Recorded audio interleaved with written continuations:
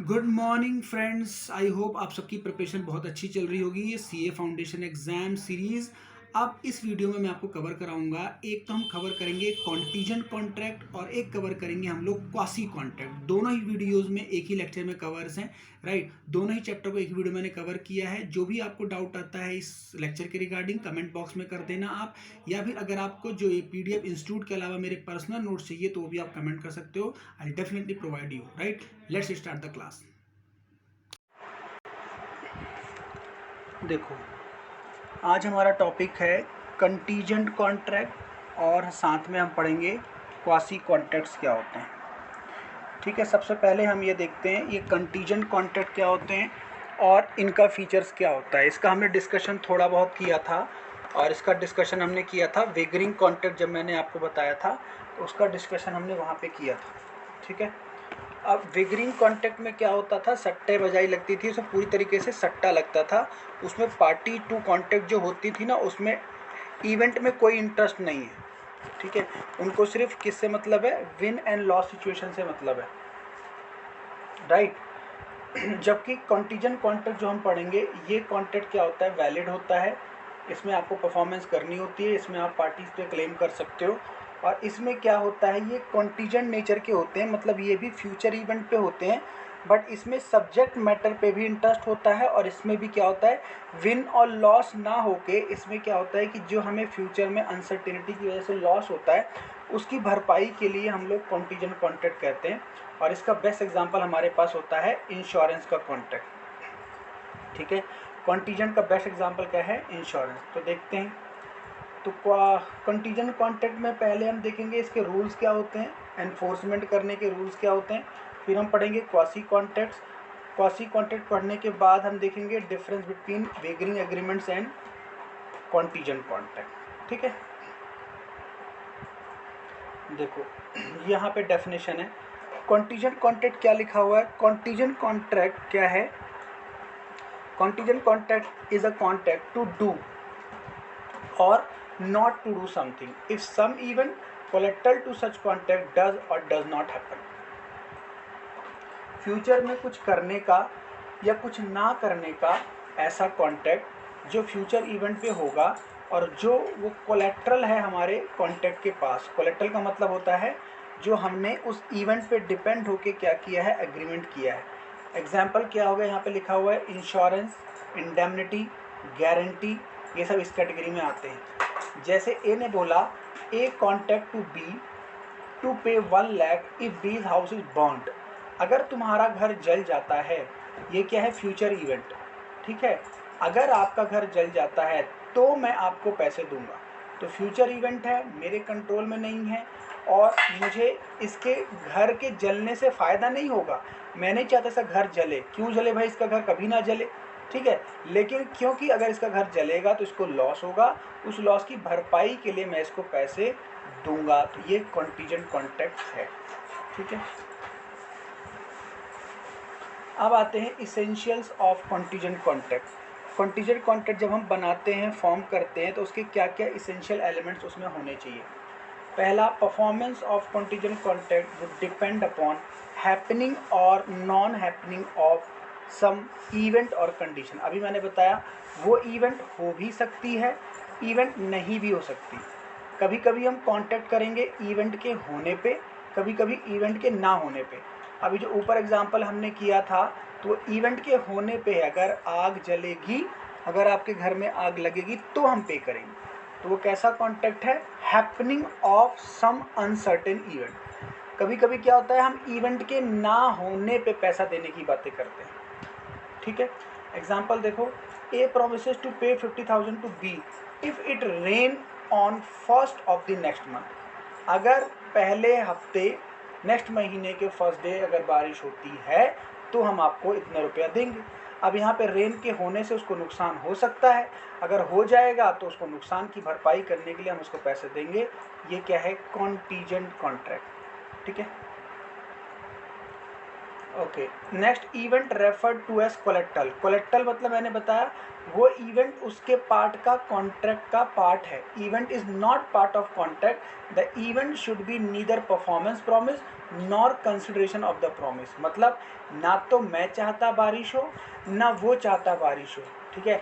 हम ये नहीं चाहते कि वो इवेंट हो, हम उस इवेंट का वेट नहीं करना चाहते। अब क्योंकि उस इवेंट से उसका नुकसान या फ़ायदा जुड़ा हुआ है, इसलिए हमने उसमें कंसिडरेशन का पॉइंट रखा है, इसलिए हमने उसमें पैसे देने लेने की बात की है, ठीक है। Next, contingent event should not be mayor will of promisor. ये हमने पहले ही पढ़ा था। अगर वो इवेंट आपके कंट्रोल में हो गई फिर तो वो कॉन्टीजेंट है ही नहीं, फिर तो आप ही जाके आग लगा दोगे या फिर आप आग को रोक दोगे और एक तरफा आप ही जीतोगे, दूसरे वाले का कभी जीत होगी ही नहीं।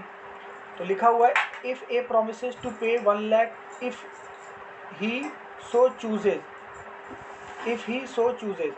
It is not a contingent contract. In fact, it is not a contract at all. However, where the event is within the promiser's will, but not merely his will, it may be contingent. अब chooses का मतलब है अगर आपको हम choose कर लेते हैं तो हम आपको इतना रुपया देंगे। हो सकता है कि वो चूज़ करना है, सेलेक्ट करना आपके कंट्रोल में हो, आप ही मुझे चूज़ कर लो या आप ही मुझे रिजेक्ट कर दो, तो मैं तो एक तरफा हार जाऊँगा ना, ठीक है। Clear. Next, event must be uncertain. ये वेरी इंपॉर्टेंट है। इवेंट सर्टेन नहीं होनी चाहिए। ऐसा नहीं होना चाहिए कि पहले से ऐसी प्रॉबिलिटी है कि उसके घर में आग लग जाएगी, पहले से ऐसी पॉसिबिलिटी है कि उसका नुकसान हो जाएगा। ये तो एक फ्यूचर में होने वाली अनसर्टेन इवेंट से बचने के लिए हम लोग ऐसा कॉन्ट्रैक्ट करते हैं। क्लियर। चलो नेक्स्ट देखते हैं रूल्स रिलेटिंग टू एनफोर्समेंट। अब आप एनफोर्स कब करा सकते हो, परफॉर्मेंस के लिए कब बोल सकते हो? तो देखो पहला rule, enforcement of contract contingent on event happening. अगर इवेंट के होने पे है तो अगर वो इवेंट हो जाती है तो आप एनफोर्स करवाइए, तो आप पार्टी से पैसा मांगिए। अगर इवेंट नहीं होती तो आपको पैसा नहीं मिलेगा। जैसे a contract to pay B a sum of money when B married C. C dies without being married to B. The contract becomes void. क्योंकि वो अब इवेंट हो ही नहीं सकती, तो इम्पॉसिबिलिटी हो गया। तो जिस चीज़ का देने का मैंने वादा किया था वो चीज़ कभी हो ही नहीं सकती, तो वो void बन गया। Enforcement of contract contingent on non happening. कभी कभी हम प्रॉमिस करते हैं, अगर वो चीज़ ना हुई तो हम परफॉर्मेंस करेंगे। जैसे where P agree to pay Q a sum of money if a particular ship does not return. अगर वापस नहीं आया, मतलब कहीं से हमारा सामान जा रहा है, वहाँ से छोड़ के वापस आएगा। अगर आपका शिप डूब जाता है तो मतलब वापस नहीं आएगा, तो हम आपको इतना रुपया देंगे। The contract become enforceable only if the ship sinks so that it cannot return. मतलब अगर आ गया तो पैसे नहीं मिलेंगे, ठीक है।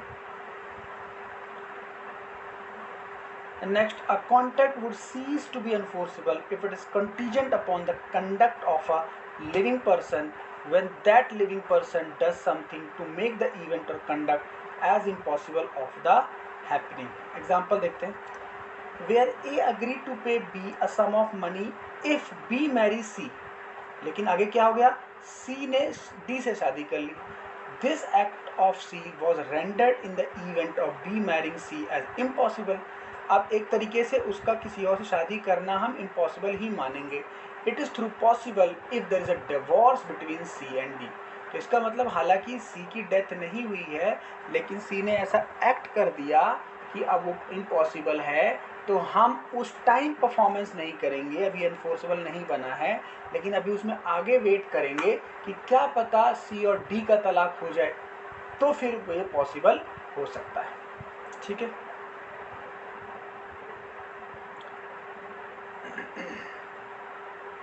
नेक्स्ट रूल देखो, contingent on happening of specified event with in a fix time. अब यहाँ पे नई चीज़ क्या आ गई, यहाँ पे टाइम फिक्स है।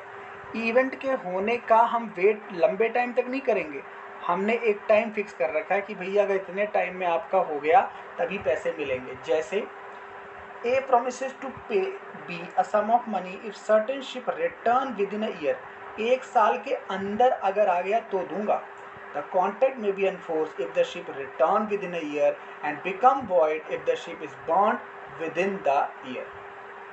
ठीक है, 1 साल के अंदर आ गया तो हम पैसे दे देंगे, अगर नहीं आया किसी भी रीज़न से, जल गया, कुछ हो गया, तो फिर पैसे क्यों मिलेंगे? क्योंकि टाइम फिक्स है, 1 साल के अंदर वापस आना है, 1 साल के बाद आया तो भी नहीं मिलेंगे। क्लियर? कॉन्टीजेंट और specified event not happening with in fix time. अब इसका अपोजिट, एक पर्टिकुलर टाइम है, उस टाइम के बीच में अगर पर्टिकुलर इवेंट नहीं हुई तो उस चीज़ का हम पैसा देंगे। जैसे A promises to pay B a sum of money if certain ship does not return within a year. 1 साल तक नहीं आया तो देंगे। The contract may be enforced if the ship does not return within a year or is burnt within the year. समझना है? Contingent और an impossible event. Contingent कैसा हो गया? Impossible event. तो हमने पैसे ही पढ़ गए, अगर कोई चीज़ इम्पॉसिबल होती है फिर तो अवॉइड हो जाता है। A agree to pay B 1 lakh if sun rises in the west next morning. कभी ऐसा हो सकता है क्या? वेस्ट से कभी भी नहीं हो सकता, क्योंकि ये इम्पॉसिबल है, ये वॉइड नेचर का है, ये कॉन्टीजेंट कॉन्ट्रैक्ट नहीं है। This is only agreement and all agreements are not contract. Clear? चलो, तो यहां तक हमने पूरा एक देख लिया। चलो, तो ये हमारा पूरा कॉन्टीजेंट कॉन्ट्रैक्ट यहाँ पे पूरा रिवाइज हो गया। 10 से 11 मिनट में हमारा ये पूरा कॉन्टीजेंट हो गया। ये कॉन्टीजेंट और वेजिंग एग्रीमेंट का डिफरेंस है। कॉन्टीजेंट में हमने देख लिया था वैलिड कॉन्ट्रैक्ट, इसलिए वैलिड होता है, और ये वेजिंग क्या होते हैं बताओ? वॉइड होते हैं। इसमें परफॉर्मेंस के लिए आप क्लेम नहीं कर सकते। इसका बेस्ट एग्जाम्पल क्या बताया था मैंने कॉन्टीजेंट का, बताओ? इंश्योरेंस। और इसका क्या होता है? किसी भी प्रकार का सट्टा लगाना, किसी प्रकार का गेम। ठीक है, चलो, तो यहाँ पे हमारा कॉन्टीजेंट कॉन्ट्रैक्ट फिनिश।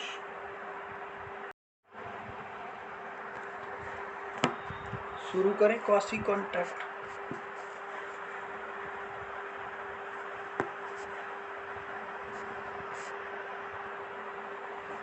ठीक है, क्वासी कॉन्ट्रैक्ट देखते हैं, जल्दी खत्म हो जाएगा, क्वासी में ज़्यादा टाइम नहीं लगेगा। देखो, क्वासी कॉन्ट्रैक्ट क्या बताया था मैंने? क्वासी कॉन्ट्रैक्ट क्या होते हैं? दीज आर दी कॉन्ट्रैक्ट जिस पे होता है, जो रिस्पॉन्सिबिलिटीज़ होती हैं, जो ऑब्लिगेशंस होती हैं, ये पार्टीज़ की आपस में ऑफर एंड एक्सेप्टेंस के थ्रू डिसाइड नहीं हुई हैं। ये कैसे होती है? Through the obligation created by law. ये लॉ ने हमारे ऊपर जिम्मेदारी दे दी है कि हमारे ये राइट्स हैं, हमारी ये ड्यूटीज़ हैं, तो हमारा एक कॉन्ट्रैक्ट फॉर्म हो जाता है। तो यहाँ पे एक लैटिन वर्ड है, उसमें क्या लिखा है देखो, quasi of constructive contract rest upon maxim. Maxim क्या है? No one must grow rich out of another person's loss. किसी भी पर्सन को अधिकार नहीं है कि वो एक पर्सन के नुकसान पे अपना फ़ायदा कमाए। ठीक है, तो ये जो क्वासी कॉन्ट्रैक्ट है,